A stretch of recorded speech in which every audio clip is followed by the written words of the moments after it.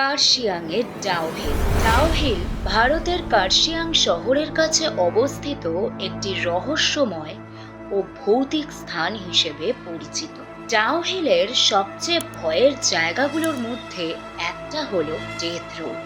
অনেকেই নাকি এখানে মাথাবিহীন একটি ছেলের ছায়ামূর্তিকে ঘুরে বেড়াতে দেখেছে। জঙ্গলের ভেতর দিয়ে হাঁটার সময় অনেকের মনে হয়েছে কেউ যেন তাদের অনুসরণ করছে।